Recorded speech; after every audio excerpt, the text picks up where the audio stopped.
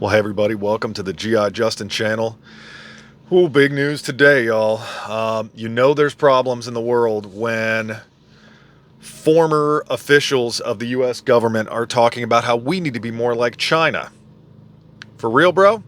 Um, so basically, this guy's name is Chris Giancarlo. He's a former Commodities Futures Trading Commission officer, chairman, said that a U.S. digital dollar basically would be one of the most important things in the world, and that other countries in the world, such as China, are doing a better job, and we need to be more like them. So, a U.S. central bank digital currency that protects privacy and is free of surveillance tools could set a global standard and reach mass adoption. This guy says. Sure, I'm sure that, we've touched on central bank digital currency a couple of times now, and, we reach back to it, and here we are saying, oh, guys, just listen, it's okay. We're not going to regulate what you can and can't use. We're not going to make sure that we can tax you to the nth degree. We're not going to do all these things. Trust us, we're the government. We're here to help. Of course you are. So then he goes on to say that some of these other countries around the world, namely China, are further along than we are with digital currency.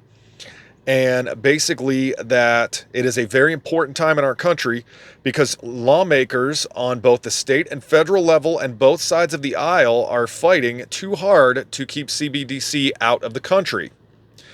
Doesn't it seem weird that a bunch of government officials who can never work together about anything are coming together to say we don't want this, yet somehow we've got these people kind of pushing it along anyways? So basically, part of this is last week, Ron DeSantis and Ted Cruz have both introduced bills that would stop the ability of direct-to-consumer central bank digital currency. And a congressman from Minnesota has introduced a bill basically forbidding the Federal Reserve from issuing central bank digital currency directly to any individuals anywhere.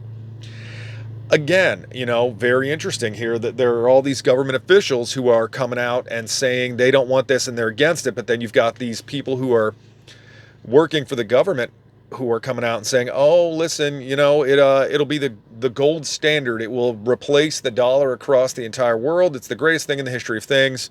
You should love it. And basically, the guy comes out and says that we need to look more like the Chinese model, which has already become a benchmark for what central bank digital currency could look like. Where I differ with them is the assumption that we in America, the world's most ingenuitive nation the history has ever known, cannot design our own central bank digital currency, that it can use open architecture to potentially satisfy people's concerns. The question I would have there is, when it comes to open architecture, does that not leave room for, with a $1 bill, you can light it on fire. Sure, you're out a dollar. You can rip it in half, tape it back together. You can do all these things with it. It's still a dollar. But if you give it open architecture, what would stop a foreign government from creating a virus or some sort of cybersecurity issue that would really, really give us problems when it comes to an open architectured digital currency? And he goes on further to say, and I think the thing that I think is most troubling about this discussion even further is that basically we should utilize the method of Bitcoin and Ether and XRP as the model for these central bank digital currencies, and that these digital currencies, and as they are cryptocurrency, should be regulated by the Securities and Exchange Commission, which means they can control how you can operate there as well. And he finishes this up by saying that Congress should step in and play a bigger role in this central bank digital currency and kind of stop meddling, I guess would be the way that I would say that he's kind of doing here. So a lot to unpack with that. And it's very odd to me that here we are. This is the fifth official who works for the government or has previously worked for the government, who, despite everyone in America coming out and saying that they're against CBDC, even, Republicans and Democrats coming together, which you never see anymore, saying, we're not interested in central bank digital currency. This is unacceptable. We don't believe in this.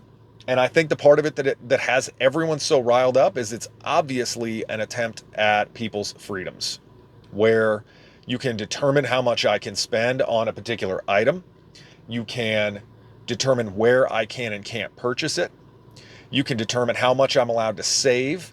You can also determine when what I have saved is going to expire and magically roll straight back to the government. And I've got a video where we discuss this, and I'm going to link it up here at the top so you can check that out if you haven't seen it further, where I go into pretty good depth about CBDC and discussing what it actually means and what it is and what it means for me as a small business.